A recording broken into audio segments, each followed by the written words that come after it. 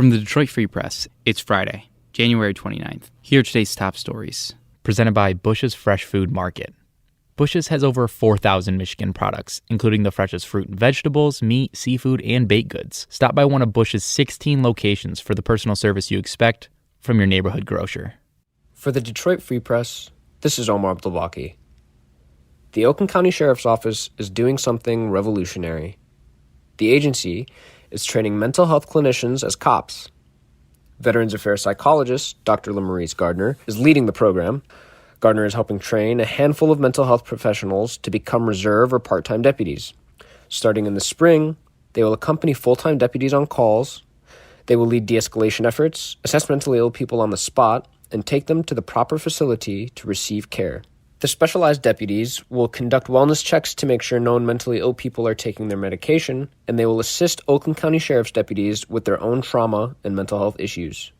Sheriff Michael Bouchard says that because the state and federal government have abandoned their responsibilities in mental health care, over 30% of the county's jail population is on psychotropic medication. The new program is intended to divert mentally ill people from jail to health care. For the full story, visit freep.com. For the Detroit Free Press, I'm Angie Jackson. Big changes are ahead for Michiganders who want to get their criminal records sealed from public view. New expungement laws expected to take effect on April 10th will expand eligibility to hundreds of thousands of people across Michigan. Criminal record expungement can remove a major barrier to finding employment, housing, and other opportunities for people who've been rehabilitated. Among other changes, the new clean slate laws will allow for more felonies and misdemeanors to be expunged. Most traffic offenses will qualify, and there will be a streamlined process for clearing misdemeanor marijuana convictions that would be legal today. The changes coming this spring apply to expungement by application, which is when an expungement is decided by a judge. This process can be confusing and costly, but it will be effortless for some people by the end of next year, which is when the state expects to create a system for automatic expungement for certain convictions. I'm Frank Witzel with the Detroit Free Press. In a remote area of the northern Michigan woods, a missing Bay City couple and their infant son died outside their disabled pickup truck from exposure to the cold. They had been reported missing for days. The tragic mystery of what happened to them captivated the community for days and spurred family and friends to contact police, pass out flyers, and frantically search trails. A snowmobiler on Saturday spotted a vehicle in Rose Township that matched the description in the missing persons report, and deputies recovered the bodies of Amanda Pomeroy and Michael Doherty, both in their 30s, and Jacob Doherty, just 8 months old. The deaths, officials concluded, were caused by the cold. The pickup had been disabled on a rock in a remote area too far to get help. Still, the autopsies did not answer all the questions surrounding the family's mysterious deaths.